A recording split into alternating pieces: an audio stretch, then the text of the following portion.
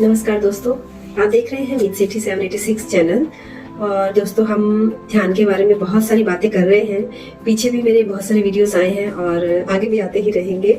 तो आज हम जो बात करने जा रहे हैं वो है थोड़ी और आगे की बात। यानी हमने प्राण को जान लिया है, हमने तत्वों को जान लिया है, चक्रास के बारे में थोड़ी बहुत बात की है, लेकिन आगे और बहुत डिटेल से बात करेंगे हम इनके बारे में।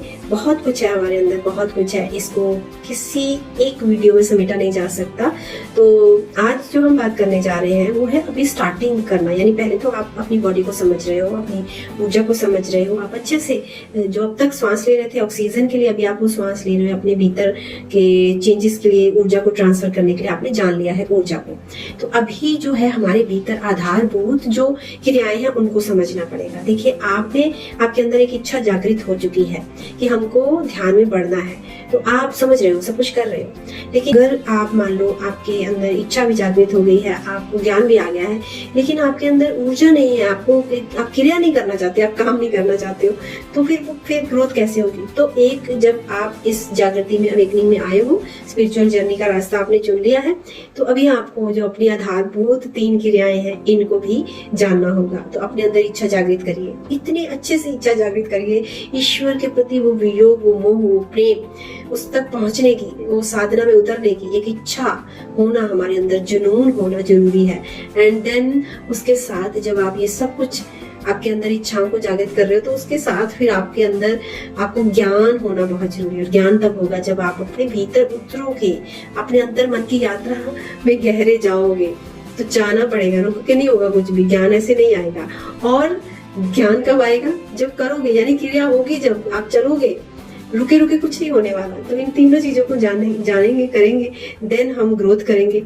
और जिन्होंने भी इन तीनों को समझा, आधारभूत क्रियाओं को जाना समझा है, तो उनकी जो यात्रा है, उनके नाम हम अपनी फिंगर्स पर गिन सकते हैं।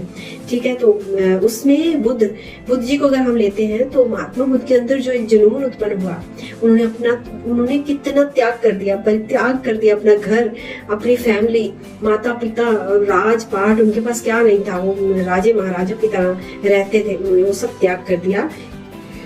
बिकॉज एक जुनून उत्पन्न हो गया था।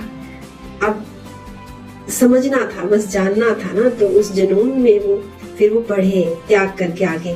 और मान लो अगर वो अब जुनून में थे, लेकिन अगर उनको वो ज्ञान प्राप्त ना होता, जो उन्होंने गुरु चुने, फिर कितने गुरु चुने ना उन्होंने, और जब उनको लगता रहा कि बस अब यहाँ से नेक्स्ट, तो वो बढ़ते रहे आगे आगे आगे आगे। तो कितने गुरु आए उनके।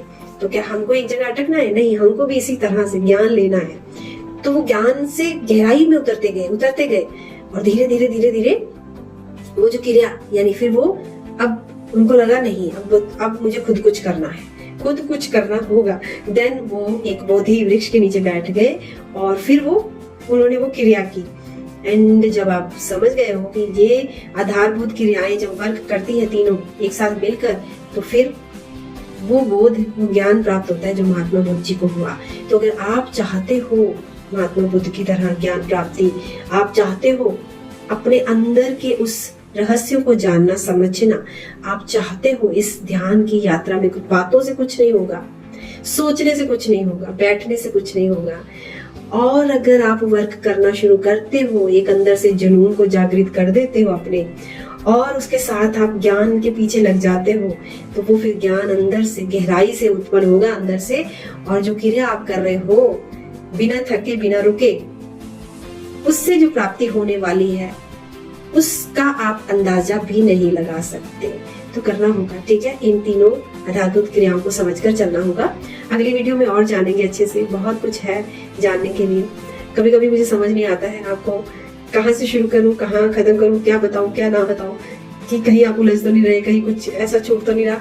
ये बात करते तो नहीं, वीडियोस आती रहेंगी, ऐसे ही बात करते रहेंगे ध्यान के बारे में। बहुत बहुत शुक्रिया जो आप मेरे को सुनते हो, समझते हो और प्यार देते हो। इसी तरह और वीडियोस ज्ञान से भरे आते रहेंगे, माता बाबा जी की ब्लेसिंग्स, माँ बगलामुखी की प्रोटेक्शन के साथ।